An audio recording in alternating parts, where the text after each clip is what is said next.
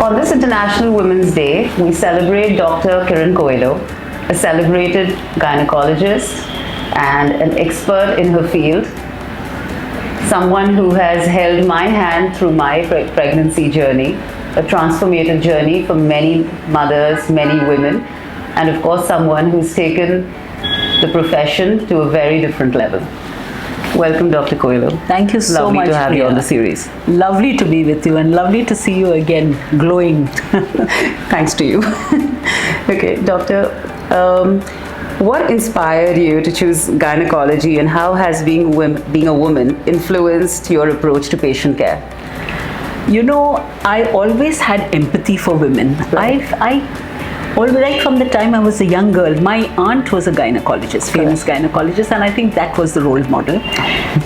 But I always felt empathy for women. I felt women never take care of themselves.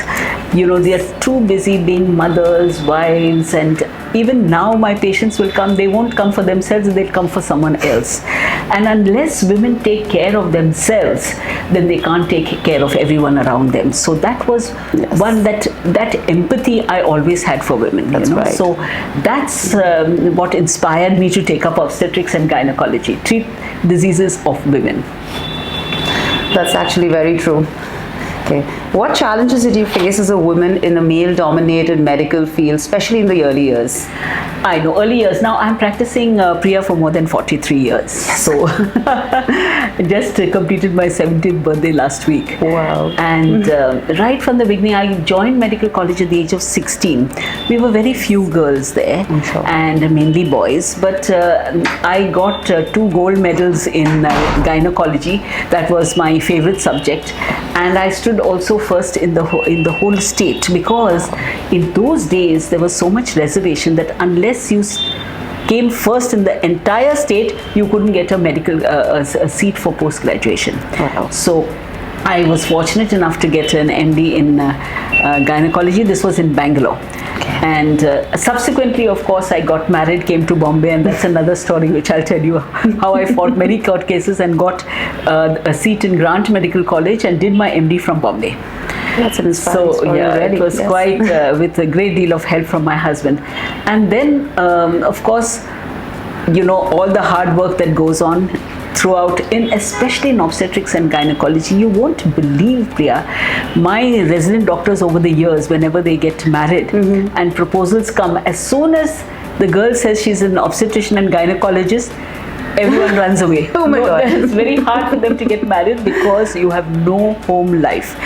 Unless you really love your profession and give it your all, it's not possible. That's true. That's actually very true. Okay. Have you ever felt that being a woman in medicine required you to work harder to prove yourself? Yes. Not only in medicine, I think women have to work harder, double the amount in every profession, and especially so in medicine. Fortunately, in obstetrics and gynecology, women are, you know, we are dealing with women. So, you know, you have a little edge above the men. For when you're a gynecologist, but I still feel we still have a trend of male gynecologists. Yes. And when it comes to my field, which is operative laparoscopy and robotic surgery, etc., then of course definitely the men think that they are better surgeons, but we know better.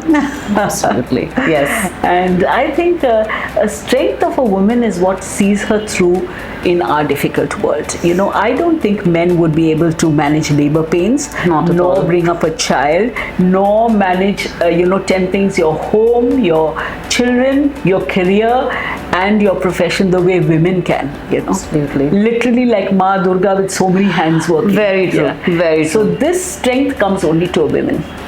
And you know, you would be surprised to know that women live longer than men. Our longevity is this thing. And also, you know, when we have a preterm baby, we always pray, let it be a girl, because girls survive, but not the boys. Because, you know, it is, so whenever there's prematurity, if it's a baby girl, we know that baby girl is going to survive because she has to fight from the time she's born. Resilience is inborn, inbuilt. Inbuilt. Yes. Who were the women who supported you in your journey early on, during the journey? was there? All women, yes, definitely. My mother, we were 7 children, and we all had different hours of study, and she would spend all her night with an alarm clock, for each child, when to wake up, when to give us a cup of tea, and when to study. That's the resilience we speak of. Yeah, so she was there for me in the younger days, and then of course later on all my colleagues and all my friends. And I think I must give due to my husband, because it was because of my husband and the support that he gave me, and then my children, only then I could achieve what I have today. Women in medicine often juggle family responsibilities alongside, with their careers. As you mentioned, it is very difficult to have a personal life. So what was it? How is it to, balance out both the areas and facets of life? I know it was very hard, and I think you can't have it all, and I think I made a choice earlier on that my career comes first, my family comes second. Fortunately for me, my family fell into line, because I never took my children for any vacation, because it was always either some actress or some doctor or someone in the hospital who was due at the same time, and I could never take emergencies. I could never take off. In fact, my daughter was completely brought up by my husband. When we do residency in Bombay, you have to stay in the hospital. So on weekends, my husband used to bring my daughter to see me. It was that bad.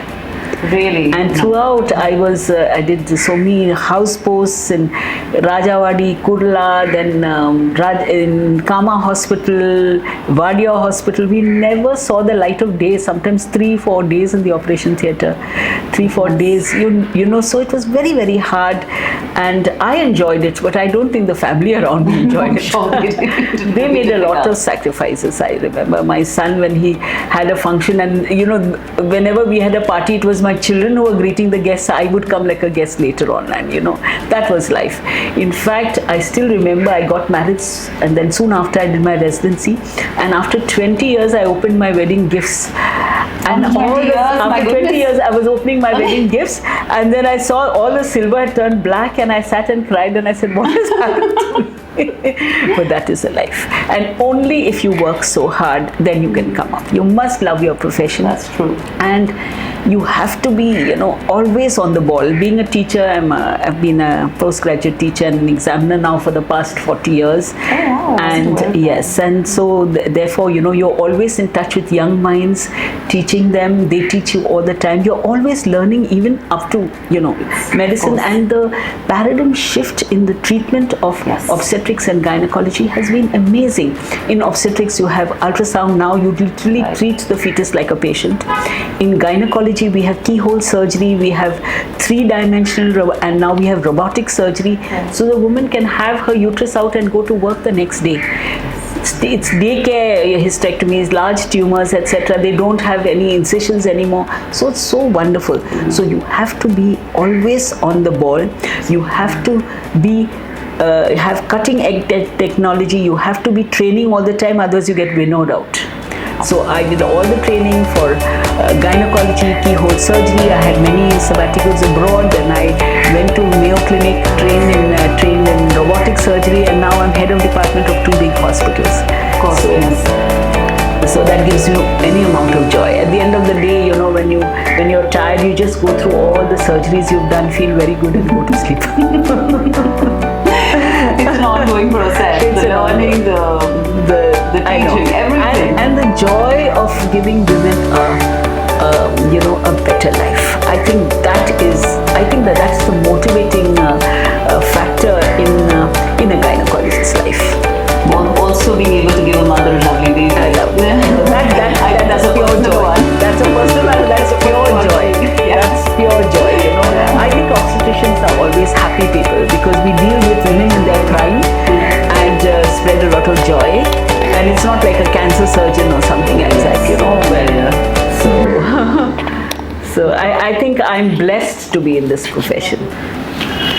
Have you ever had to make any personal sacrifices, or where you felt that something is left out? This might not just be a personal sacrifice, somewhere where you felt that professionally it could have been something else, or if there's any not that we see it, but of course there's always a story behind. I know. As I told you, I had a very difficult start to my profession, in the sense, even though I had all the gold medals and I got the seat in Bangalore, but I got married and came to Bombay. Right. And then because of institutional preference, I was not given a seat for Grant Medical College or for any of the Bombay colleges. So then my husband helped me and we actually moved the courts. I remember I had this wonderful counsel, Navroz Sirvai, Justice Sirvai's son. Correct, and right. He argued that institutional preference is ultra vires to Article 14 and 16 of the Indian Constitution. There are other things being equal, and I had the gold medals, so why was I not given the seat? And was it discrimination against? It was no institutional preference. Just institutional preference. And that was a start. It was in all the papers, etc. And then the Grant Medical College allotted one seat in every subject to a person with All India merit. And since I had All India merit, I got that one seat. Thereafter, Justice Bhagwati, etc., they have now had, mine was one of many court cases, and so therefore now they have All India exams. And so therefore some part of the seats are given to people with All India, and that is a real problem for women, because you get married, you go to another place, and then you can't have your profession. Because of institutional preference. So this is something that I had to face. I fought it, and then of course you've paved the way. And I was in the system. Then I was a lecturer, I was a professor in Grant Medical College, Nair Hospital, etc. And then of course the hospitals that I now work in. Correct. So, you know, it's been a long journey, a lot of sacrifice in the sense my children could have gone and stayed, but by the grace of God, they both have done very well. My daughter is a professor at the Mayo Clinic, Rochester, Minnesota, in gastroenterology, and my son is one of the youngest directors of Coinbase, which is the largest Bitcoin exchange. Wow. In fact, he's the one who started Coinbase wallet. So by the grace of God, they turned out well, but it could have been sometimes I feel, you know, that was the only thing that I always feel bad, that I didn't have my children's childhood. So now I try to at least go for holidays with my grandchildren. Yes, I know. I've seen that. So that was a lot of But you've been a sacrifice. role model to your children. At least we believe, we see it. Well, I don't know. I think they always remember that I was not there for them. At least I'm making up with it for it with my grandchildren. Okay. Common women's health issues that still don't get enough attention, you feel, or I know. Absolutely. You know, women have problems at every age.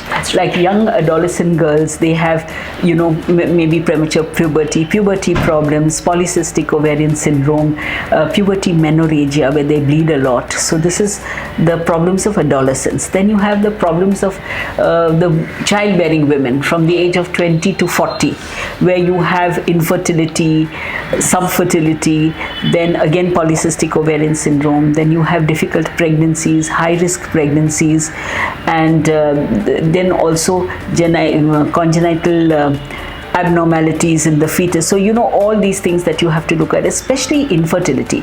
Fortunately, assisted reproductive technology is so advanced that almost everyone can have a baby today. Like with IVF, then you have IVF ICSI, then we have, you know, of course surrogacy is no longer there, but these are all the methods by which anyone can have a baby. So that's really wonderful. Then I think another thing is that I would say sexually transmitted diseases, vaginal discharges, urinary incontinence. These are subjects, especially stress urinary incontinence around menopause. These are topics which are really not given that much of importance. But they do play a major role. But they do play a major yes. Absolutely. So this is something that we must address, and women don't go for regular checkups. That's something I always talk about, give talks in gymkhanas, in, you know, public sector and everywhere. And now that Women's Day is coming around, I have a whole lot of slew of lectures. I'm sure. But I'm sure every woman comes for them, but then they don't have. You see, abroad, you don't get your insurance without your regular checkup. But here there is no compulsion. So women don't go, and then you have a person who comes with a lump in the breast rather late in life, or you detect cancer where it could have easily, especially ovarian cancer, uterine cancer, when detected early, prevention is always better than cure. Pap smears and HPV testing and vaccination, all that is so important, and that is totally neglected. The idea of having an annual, I always tell all my patients, give yourself a birthday gift on your birthday and have a total body checkup. Then there are no surprises. That's right. You know, you have a mammography, you have a breast, you have a sonography, you know, a pap smear, and every single female cancers can be detected early, can be treated early, and completely successfully if caught young or caught early. But once it's at the second stage and third stage, then it gets a bit complex. Becomes less. The chances of survival are less. So therefore, prophylactic is so important. Understanding that you have to go for an annual checkup, do all the preemptive steps, take the vaccination, do your pap smears regularly, do your sonography regularly, and then there are no surprises. And everyone can conquer cancer if detected early. Absolutely, yes. It's a very important message, and I think that people should follow through with that. Absolutely. Yes. What advice do you have for women who hesitate to seek medical care due to societal or cultural pressures? I mean, you see a lot of women who just don't, come forward. They're very scared. They have a few, there's a lot of taboo in their mind, or it's been conditioning. So how does that kind of... You're so right, Priya. It is actually conditioning. It is conditioning, women, and that's what I started off with. Women don't think of themselves. Yeah. They always look after everyone else, and then they don't want to, they feel that they don't want to spend that money to go and see a doctor. And, if you're covered with some sort of insurance, then you go because someone else is paying. But to allot that kind of money to your own care, that to preventive care, that I think that is a societal taboo. It is. And that is what we should fight. And especially on Women's Day, my message to all women is take care of yourselves. At least once a year, have a medical checkup. Absolutely, yes. So important. Imperative, yes. What does strength mean to you as a woman? Oh my gosh. I think we're born with innate strength. True. All right. And I think a strength of a woman is loving your work. When you love what you do, it's not work anymore. It's absolute pleasure. And I think if the people around you help you with your turning your goals, and you help you with your work and your pleasure, I think that is all the battle won. Yes. You must have a strong partner who revels in your success, and I think that is the strength of a woman. The person behind them. Yes, they always say that your spouse is your, I wouldn't call it an investment, but it is the most valuable decision that you can probably make for yourself and for your family. Absolutely. Because unless you have a spouse who actually supports you, life is very hard. Okay. How can women empower each other when it comes to health, career, personal growth? This is more of, say friends, or if it's your own community or anything where there's a lot of, or networking. How does it work? How can women empower each other?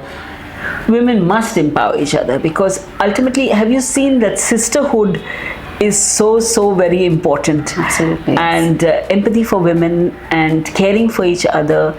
You have so many groups. You have so many groups which have formed for women. So, you have, say, cookery groups, you have health groups, you have health and fitness groups. You have so many groups. And now that because of the internet and because of Instagram and because of all the various methods by which we can communicate, communication between women is at its highest.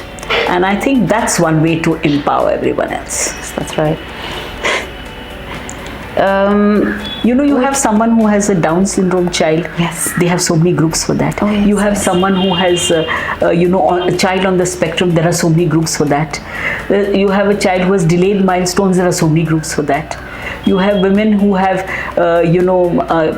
cancer, breast cancer, or you have, there are so many groups for that. So women are constantly empowering other women. Absolutely. In fact, I think they should also come in from a different gender. I think the opposite gender should also kind of help empowering. Absolutely. As you said, spousal support or any other relation, whether it's friend or family, in any way. I think there should be some kind of Absolutely. support. They say it takes a village to kind of support a child, but I think it's the mother who needs the support. I know. And you know, today, and I know, coming back to obstetrics, many years ago, I was one of the first to start prenatal exercises, and then I did it in Holy Family because then that allowed the husbands to be present. Okay. And now all my husbands are present throughout the labor, in the labor room. They even come and cut the cord, and that sharing is, you know, so wonderful for a couple. And in Khar Hinduja, where I do most of my deliveries, I decided that, you know, the husbands are quite left out. So we have this wonderful, on the last day, a candlelight dinner. That was started by me. I know. A candlelight dinner for the husband and wife, so that, you know, they spend that little me time together, and the husband feels wanted. Otherwise, the husband feels very unwanted, left out. Yes, very left out. Yeah. In fact, this was a question that I had on a very personal note. I mean, there are many women after delivery, they go through a lot of postpartum. Yeah. That's not spoken about enough. Yeah, absolutely. And I think a lot of people do not understand what the woman at that point is going through. So how does one tackle that from a woman's point of view when she feels left out? I know, that is so important, Priya, because it's called postpartum blues, and when it's very severe, it's postpartum psychosis. Exactly. There is a medical reason for it. The hormones that supported the baby throughout for the 9 months, they are suddenly out because the placenta is out. So all the placental, which are feel-good hormones, they leave the body. Then the woman is, especially for her first baby, is left with a responsibility. She feels totally responsible for the baby's feeds, etc. She has breastfeeding problems. That's why we have breastfeeding support, we have lactation consultants. So, and there's always 101 people around you to give advice, which we don't need. You know, when to feed, when not to feed, etc. Better take the lactation consult. So, you know, there's a barrage on this poor girl from all sides. Psychologically, she's down because of her postpartum blues, and then after that, she has feeding problems, and the child, you know, initially, the first 3 months are so difficult for the mother, and so therefore, at this point of time, she needs people. Fortunately, in India, we have mothers-in-law, we have help, we have even nurses, etc., who will help to a certain extent. Imagine the poor women abroad.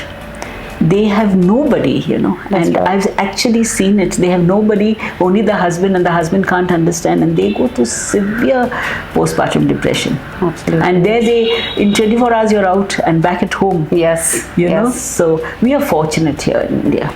Yes, I we do have a lot of support. Support system is quite existent here, yes. What legacy do you hope to leave behind for women in medicine? Love your work is what I would always say. The legacy would be love your work all the time, maybe 24 hours. Keep upgrading your trade, upgrading your knowledge, upgrading your skills, etc. All for the betterment of women in society. That's right. Thank That's you. important. Thank you very much. Thank you, Dr. Coelho. It's been quite an insightful conversation, and as always, it's been lovely talking to you. Thank you so much. Thank you very much. Thank Stay you. lovely.